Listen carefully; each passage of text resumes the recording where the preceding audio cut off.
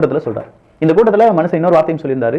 ஒரு ஆக்டர், ஒரு நடிகர் புதுசா கட்சி தொடங்கிட்டாங்க அப்படின்னா உடனடியாக கரையக்கூடிய கட்சி விசிகா தான் அப்படின்னு சொல்லி நிறைய பேர் சொல்லியிருக்காங்க. விஜயகாந்த் அவர்கள் தொடங்கின போதும் கட்சி தொடங்கின போதும் அப்படின்னு சொன்னாங்க. ஆனா இன்னைக்கும் விசிகா பெரிய அளவில் வளர்ந்து நிற்கிறது, ஒரு மாநில கட்சியாக வளர்ந்து நிற்கிறது அப்படின்னு சொன்னாங்க. ஆமா, மாநில கட்சியாக வளராமல் எப்படி இருக்கும்?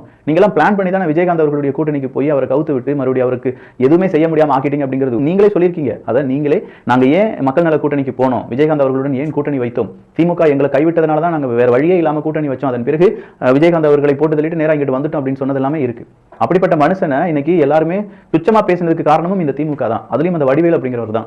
அவனாலதான் கூடுதலா விஜயகாந்த் அவர்கள் விமர்சிக்கப்பட்டார். அதனாலதான் கூடுதலா நிறைய மனிதர்கள் விஜயகாந்த் அவர்களை குடிகாரன் அப்படின்னு சொல்லி எல்லா ஊர்லயும் அறியப்பட்டார். கடைசியா வடிவேலுக்கு இப்ப என்ன கிடைச்சிருக்குன்னு தெரியும், அந்த தண்டனை அவருக்கு போதுமானதுதான். ஆனா இதே நிலைமை இனிமே விஜய்க்கு வரும் அப்படின்னு சொல்லி விசிகா தலைவர் சொல்றார்.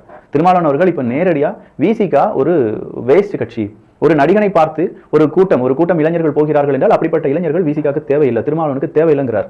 இல்ல சார், நான் வேற ஒன்று கேட்கிறேன். உதயநிதி ஸ்டாலின் அவர்கள் ஒரு நடிகனா இருந்து அவர் பின்னாடி ஒரு அரசியல் கூட்டமே போகுது.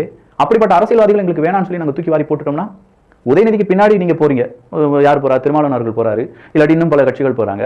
நாங்க என்ன கேட்கிறோம், ஒரு நடிகனுக்கு பின்னாடி எங்களை வழிநடத்தக்கூடிய அரசியல்வாதிகள் போகும்போது ஒரு நடிகனுக்கு பின்னாடி ஏன் அங்க இருக்கக்கூடிய வாக்காளர்கள் போகக்கூடாது? எதுக்காக அங்க அது செல்லுபடி ஆகாதுன்னு சொல்றீங்க? அவரும் நடிகர் தானே. ஏன் ஒரு காலகட்டத்தில் நீங்களும் பெரிய நடிகர் தானே. இங்க எல்லாருமே நடிச்சு தானே வெளியில வந்திருக்கீங்க. யாருமே நடிக்காம அப்படியே நாங்க வந்துட்டோம் அப்படின்னு சொல்ற அளவுக்கு உங்ககிட்டயும் ஒரு கிளீன் ஷாட் அப்படிங்கிறது கிடையாது. இது நார்மலா இருக்கக்கூடிய கேள்வி. நீங்க இப்படி பேசும்போது ஒரு கேள்வி வருது மனசுக்குள்ள இருந்து, அவ்வளவுதான். அதுக்காக நான் அரசியல் படிச்சிட்டேன் அப்படிங்கிறது கிடையாது. இவ்வளவு நாள் நான் வாசிச்ச செய்திகள் மூளையில கொஞ்சம் கொஞ்சமா தங்கி இருக்கிறதுனால இந்த மாதிரியான நிறைய கேள்விகள் வந்துட்டு இருக்கு.